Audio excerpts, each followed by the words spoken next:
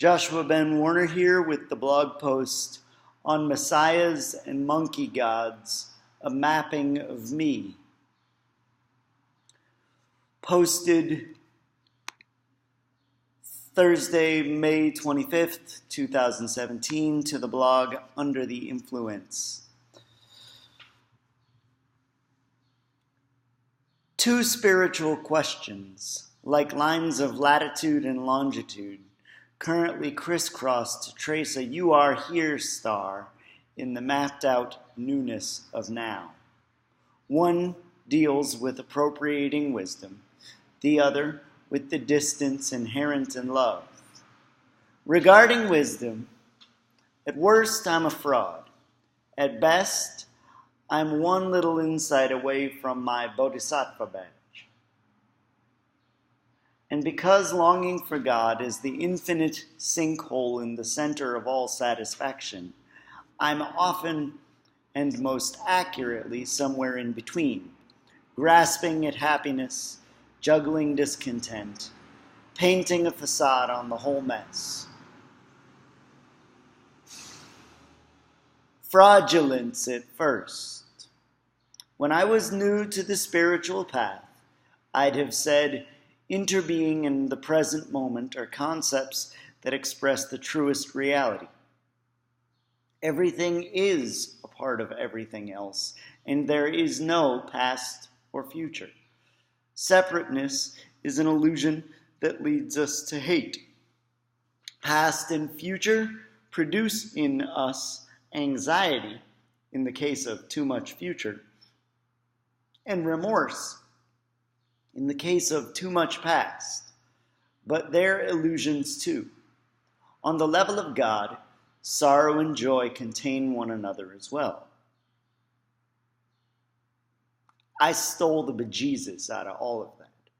Some of it's Thich Nhat Hanh. Some of it's Eckhart Tolle. The last sentence is the Trappist priest Thomas Keating. Even when I was a monk, I was not immune to Trappist on Trappist intellectual thievery.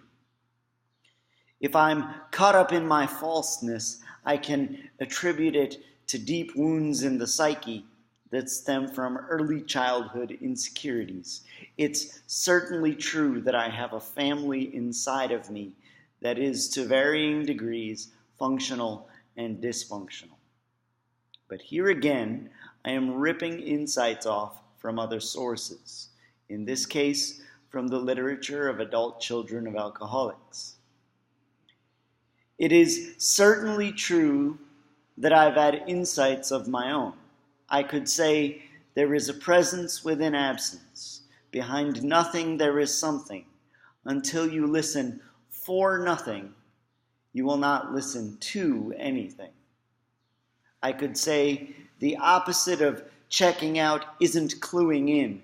That would be to bring as much force to presence as I brought to absence. My goal is to deprive both presence and absence of force, so that wherever I am, I can be there gently. In the monastery, we used to call this spending our spiritual cash. It's seen as a bit of a douchebag maneuver, a way to be seen as a great teacher and none too involved in the realities of practice. In the end, spending my spiritual cash is to allow my ego to steal insights from myself. The fact is, silence increases as preaching becomes practice. Anything else is egotism. I paused as I wrote that last sentence. Perhaps I overstate things. Perhaps it's more accurate to say engaging my own pious noise is practice. Ignoring it or actively dulling it is not. I rephrase things because I know that sometimes for me, chewing the cud of others' wisdom is the only way to progress through spirituality's four stomachs toward a sacred cow pie that feels like my own. Sometimes people benefit from that, and I don't want to discount it.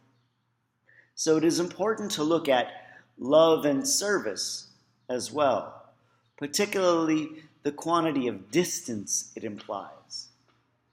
Let's keep attention before us, embodied in 3 statements. 1, we are not God. 2, a short definition of sin is distance from God. And 3, we're made to be with God. In the humblest sense of divinization, we're made to become God. The echoes of divine love in the human situation easily make the pitfalls of this tension clear. How often do we misuse the word love at the service of ennobling codependence and worse, abuse? Recovering codependents, accustomed to lovingly smothering one another, laugh about love songs because of the amount of unindividuated need their melodies mask. Even our most pious concepts of love are warped. We suffer in silence to imitate Christ, and we end up enabling dysfunction. Christ's suffering is rarely seen as a reason for healthy self-care and clear limits. Scant indeed are love's healthier paradigms. Before proceeding, I need to restate something that's fallen prey to cultural amnesia, something it's taken me 38 years even to begin to address. To wit, sin is not the only reason for distance from God and each other. This realization began to set in when I took my monastic name. Dismas, my namesake, was crucified next to Christ. The person who most intimately shared Christ's most difficult moment never in this life shook Christ's hand. He never walked around Jerusalem with his arm around Christ's shoulder. Nails and crosses marked and modified their communal intimacy, real though it was. Their experiences were the same, though their lives were different. In the journey of prayer, God sometimes seems distant. With varying intensities and at different times, most monastics have experienced this distance. One of the brothers was the first to point it out. The Gerasene demoniac's entire vocation was one of separateness from Christ. This is the bloke in Mark 5, from whom a legion of demons had been exorcised. The text says, as Jesus was getting into the boat, the man who had been possessed by demons begged Jesus that he might be with him. But Jesus refused and said to him, go home to your friends and tell them how much the Lord has done for you and what mercy he has shown you. And he went away and began to proclaim in the Decapolis how much Jesus had done for him. After it was pointed out, this became gospel for me. Many valid vocations involve nothing more than a communion of wills. One day, feeling my distance from the brothers with particular force, and with the romance of the medieval mystics on my mind, I yelled an objection into the abyss. Monastic life is supposed to feel like marriage. The abyss implied an answer. Well, if you're looking for something that feels like marriage, there's a lifestyle for that. It's called marriage. I began to adjust my paradigm, ultimately leaving the monastery. I threw myself into the study of other faiths, into professional life and dating. Nowadays, I entertain something that feels like belief for the Catholic God, the Muslim God, and at least one Hindu God. I still count 2 of the men who lived in the monastery as brothers, and we speak of all this often. Through them, I've gained a passing acquaintance with Buddhism, the yoga of relationships taught by Ram Dass, and the Hindu god Hanuman. Hanuman, FYI, is portrayed as a big monkey who delights in his separateness from Ram. He knows, see, that his service brings Ram happiness. My girlfriend is my guru. She serves the same function as the brothers once did.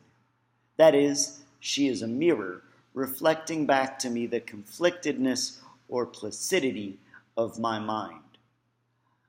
I don't say these words lightly.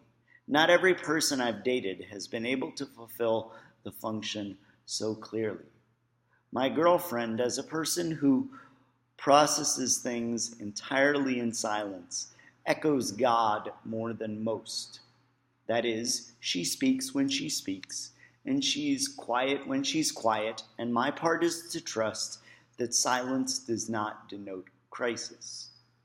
When I began wanting our relationship to become more intense, I wanted that to look a certain way.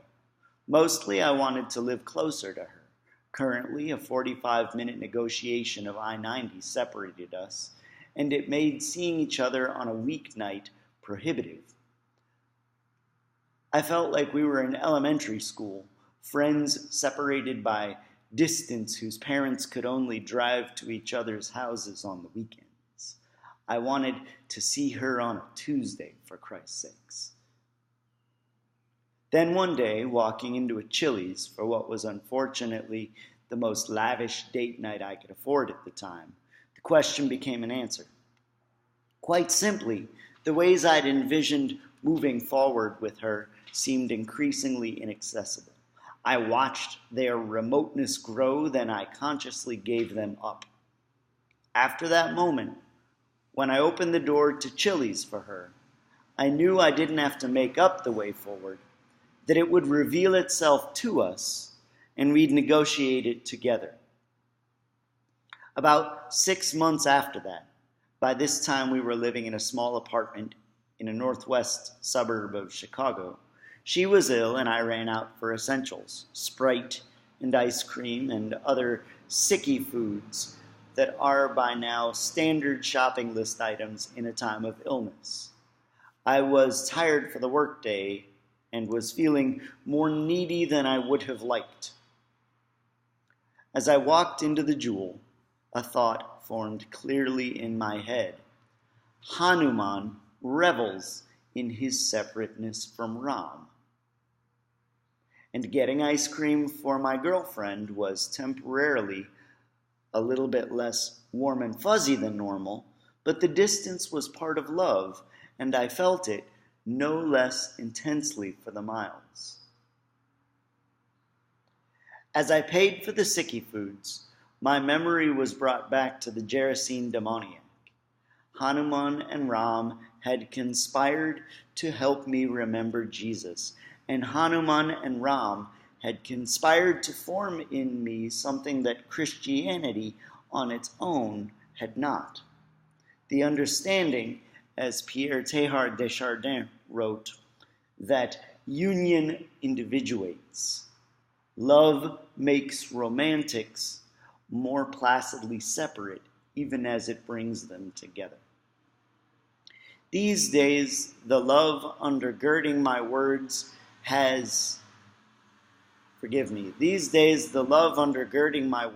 is Green Eyes incarnate.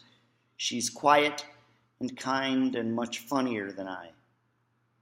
It took Ram, one monkey god, one Messiah, and 38 years of patience to realize that if God is everywhere, no distance can stray outside that love. What the days come from and return to, I try to find the right words for. All will be well in the end. See, as preaching becomes practice, quiet has green eyes as well.